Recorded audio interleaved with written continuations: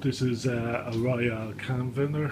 We're going to remove the chiller unit because it's the compressor is gone. So what we need to do is two nuts on each side. We'll have to remove the can chute, which is right here. I'll take the screw.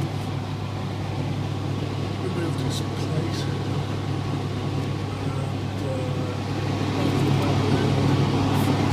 Couple of screws. The cooler is unplugged from this socket here, so you just pull it up.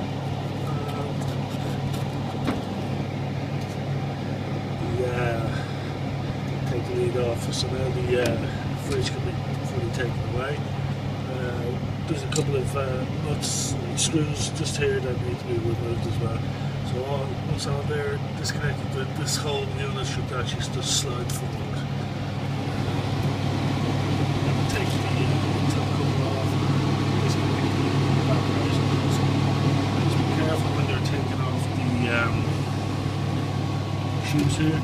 This cable is connected to the back of the shoe, so be careful not to pull those.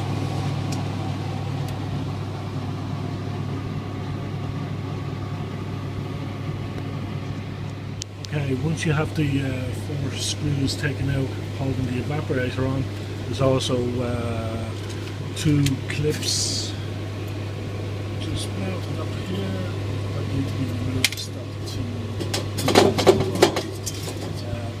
So when you're pulling the whole unit out, just be careful not to bend these pipes because it can cause more damage to the cooler unit.